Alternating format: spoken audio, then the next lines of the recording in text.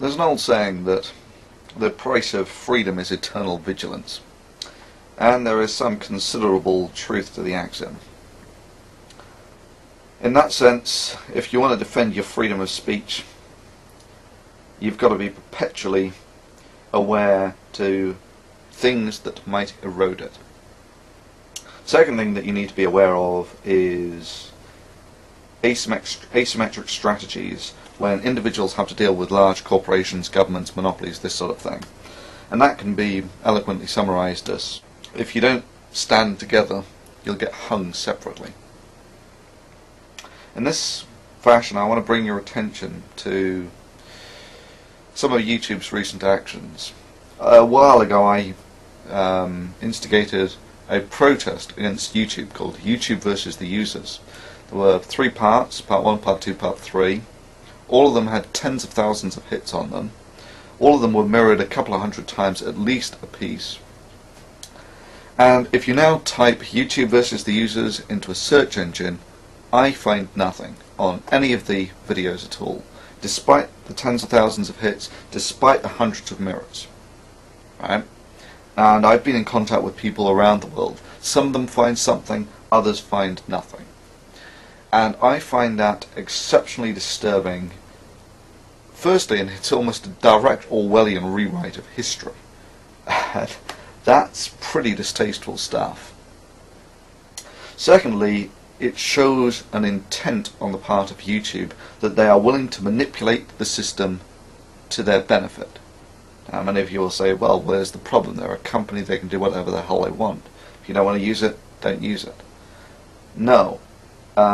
Influence without accountability is the root of corruption. And you don't have to think long or hard to realize that YouTube essentially has a monopoly on the viral video market, to the point where it would almost be unthinkable that a presidential candidate or a president would start up a video account anywhere else. And let me paint this scenario that whichever presidential candidate says that will give YouTube the most latitude for freedom is the one that YouTube algorithmically promotes or demotes the other guy.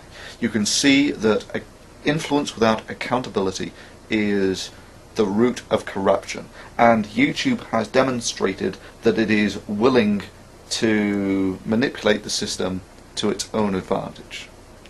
So that's, I see, as a fairly disturbing development. The second is the beta channels.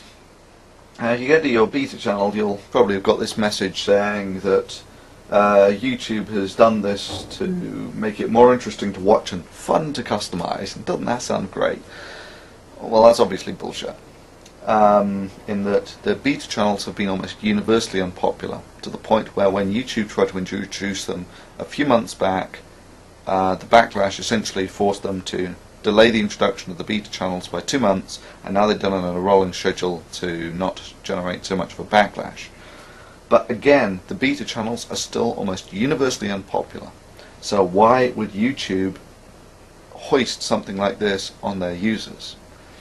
And in interpreting YouTube's actions, I make the assumptions that they've got a lot of smart people working for them.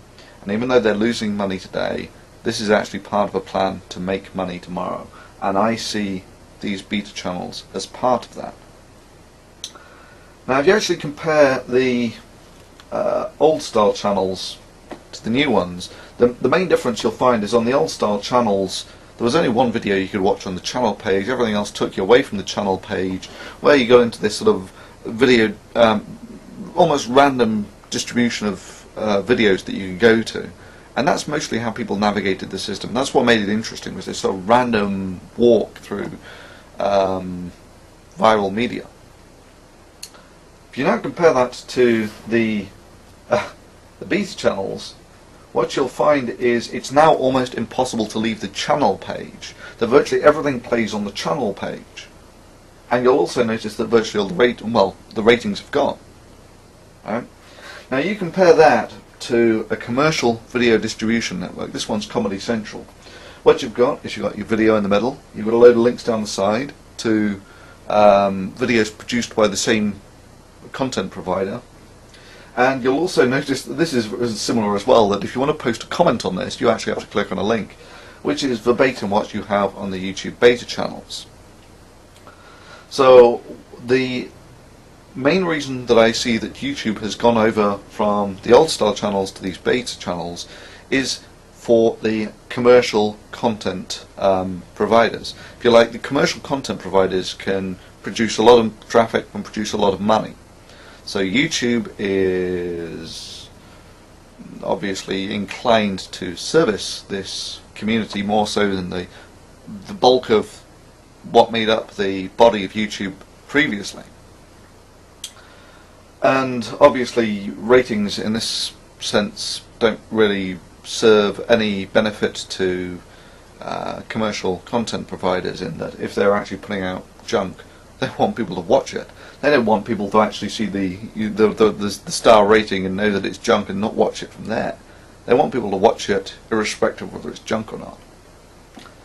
So this is the main reason that I think that YouTube has gone over to the beta channels, is it's turned what was a system where you essentially navigated randomly through the bulk, through media that was produced by the bulk of the people, YouTube, yeah?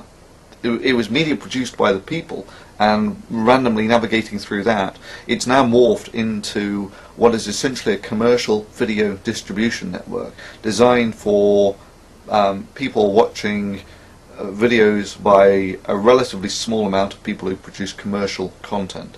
And in that sense, it's more a clone of the Comedy Central homepage.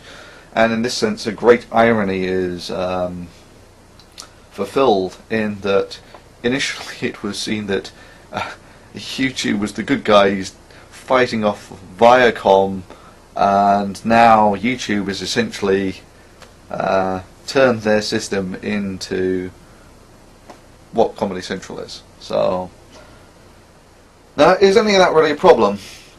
YouTube's a corporation, it can do whatever it wants, right? Well, yes, it can.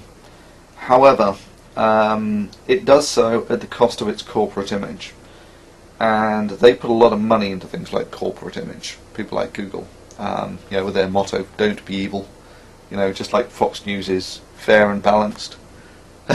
Slogan doesn't mean everything, but it's very difficult to reconcile a motto like "Don't be evil" and this sort of action. This is, I would see this as almost an abuse of monopoly, in that people say YouTube's losing lots of money at the moment. They're losing money hand over fist. No, not really. This is part of a plan to make money tomorrow, in that YouTube can take the loss from Google's funds to improve the system, maintain the servers, etc. Meanwhile, if someone is actually starting up a corporation that is going to compete with YouTube, and they want to produce the same service but make a profit today, they can't really effectively compete with someone like YouTube, who is doing the same thing but taking a loss. And what YouTube has essentially now done is built up a monopoly on the viral market. So it's now almost unthinkable that if a presidential candidate was going to start up a video channel, they would do it anywhere else other than YouTube. And this brings us all back to influence without accountability. So, the main reason I'm doing this is to let people like Google and YouTube know that there are vigilant eyes watching them who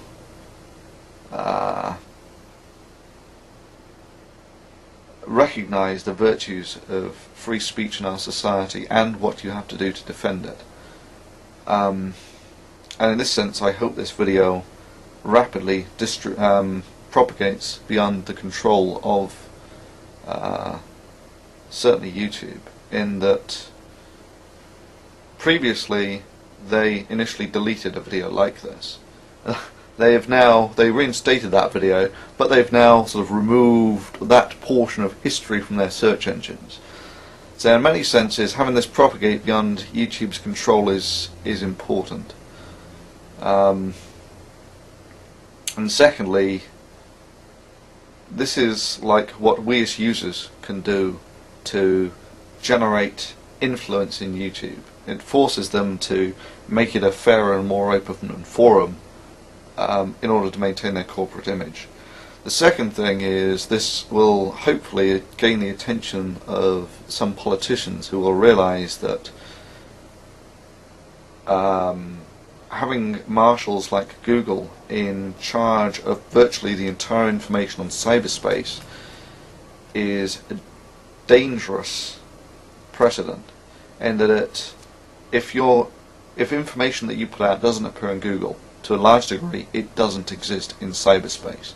So there is a huge amount of influence that Google can have on things, and you're left with the problem of who watches the watchman. There needs to be some accountability there.